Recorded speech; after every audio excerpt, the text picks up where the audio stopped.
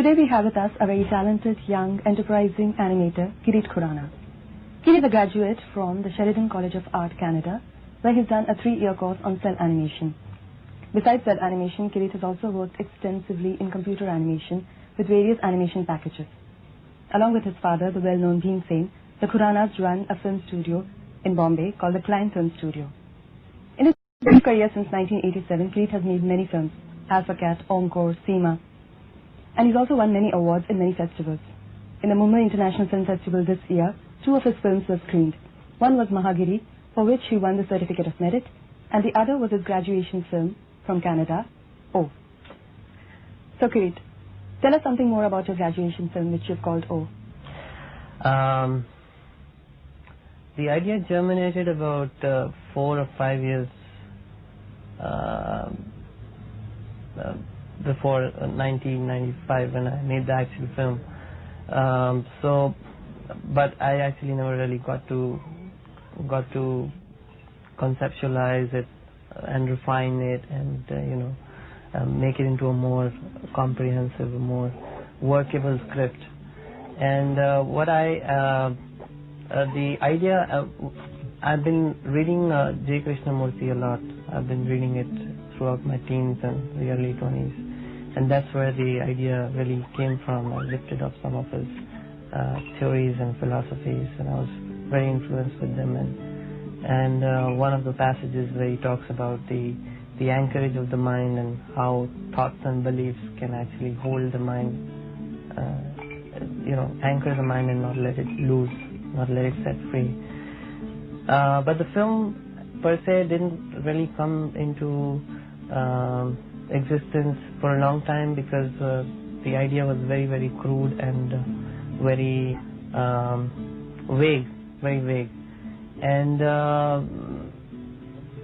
I almost ended up not making the film in the final year because my professors didn't like the concept and they wanted me to work on it a lot, and I just didn't think it was a task I could achieve myself. But then I guess good sense prevailed and I ended up making the film, and I'm pretty happy about the eventual result of the film. And I think this is one film which is going to be really close to my heart all my life.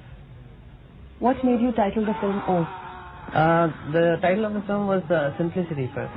So another friend of mine, he suggested that O is basically, it's not an O, it's a circle symbol. And circle symbol signifies life, it could signify universe, it could signify continuity, it could signify a lot of things. And just that it's also the simplest form of a symbol, of a concept. It doesn't have any edges. So he suggested to me, why don't you just use this, which was a basic symbol that a man can actually, grab. Tell us what are the current projects you're working on?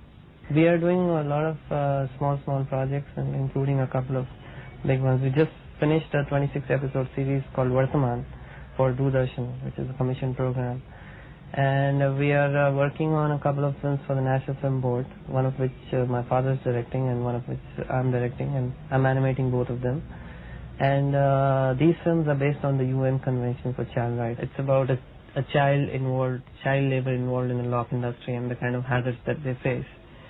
And right now it's in the stage where it's being, the animation is complete, and we're working on the backgrounds and the other stuff, the completion stage. The post-production of these projects, Locked and Flesh Trade, the other project also that we're doing for National Film Board. The completion of these projects, the post-production will be done in Canada itself. And the other project that we're working on, Flesh Trade, is about child prostitution.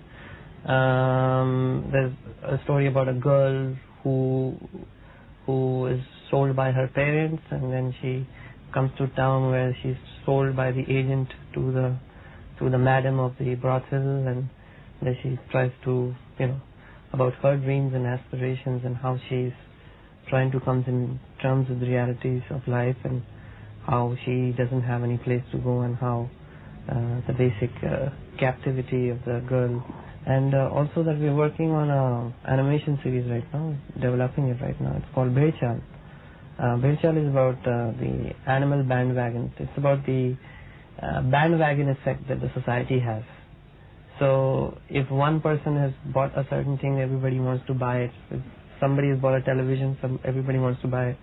If one person has a car, everybody wants to buy it. And it's how it's about a building, a cosmopolitan building, and all the people living in the building are animals. And if we were to attribute a character to any person living in our real world in terms of an animal, we could, describe a certain person who's generous and kind-hearted, at the same time very dominating, as a lion.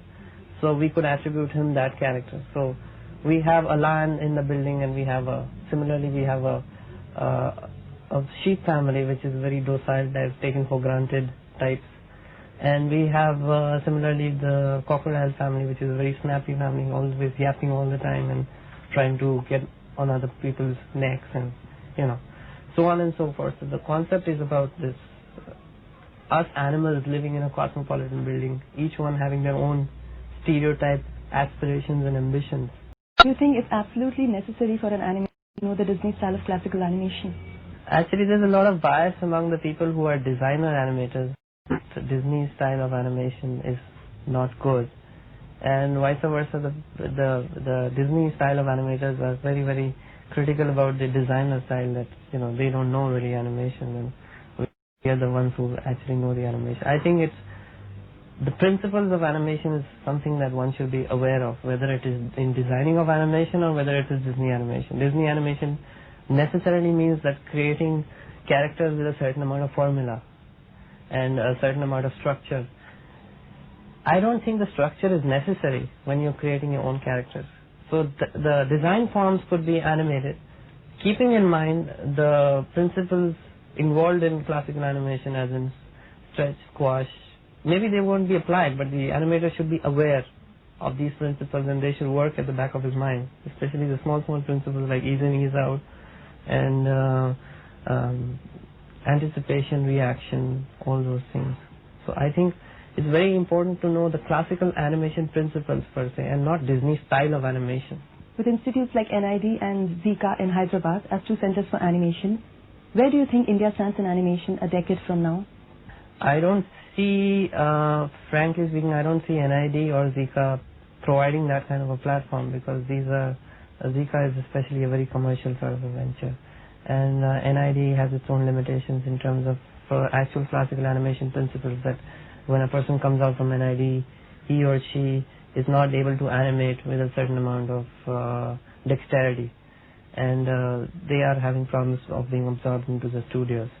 I think what we need is some sort of training similar to the one that I've undergone, which is that they say that you make a film with your own style, of drawings, and you develop your own style.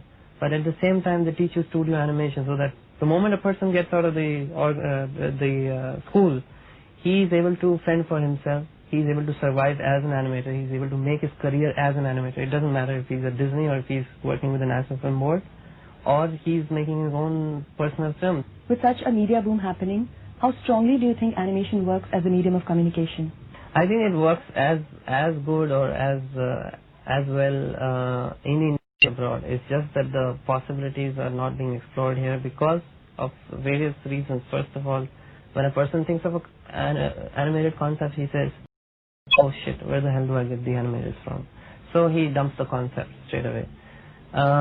What is happening is that we need more animators so that a person can think in animation and know that there are 10 different places he can get the animation done from, and he's not bound by the diktats of a few studios.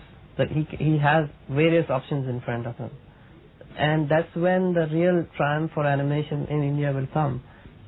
Kirit, with such little awareness of animation in India and with such few animators happening, what kind of responsibility do you think you owe to forwarding this medium? I think there's a tremendous responsibility. I think there's a very, very tremendous responsibility, and I don't think anybody in this industry has the so far. We should have. And what we first need is a academy sort of a thing. where we can have trained animators coming out from the school each year, and they are absorbed into the industry, or they set up their own studios, or they work with some established studios. So that's the only way, I guess, we can start about creating an awareness. The other thing that is being proposed is setting up an animation society, where all the animators get together once a month or once every fortnight and see films, discuss their own projects, show their storyboards, get evaluations, critical evaluations from their fellow animators. Unfortunately, what is happening is that there is not enough of enthusiasm among even the younger animators to come together in one place and actually make sure that something of this materializes. I guess even starting up just of the Animation Society would, in a way, create a very large-scale awareness whereby all the animators can form a sort of an organization. They are collectively, they are in a much better position to bargain and set rates for, let's say, advertising or for serials or for other things, and I think collectively they stand to gain each other a lot more in creativity also, where they're exchanging ideas and seeing what the other people are doing and thereby get inspiration, because India is really, really far ahead as far as animation is concerned. Kirit, having been exposed to the Western formal training and knowing the scenario of animation in India, would you at any point, given a chance, want to start an animation school of your own? Sure. I think I will retire early and start up an animation institute and just teach at the institute. I think that's very much on the cards. Do you see yourself animating the rest of your life? Yes.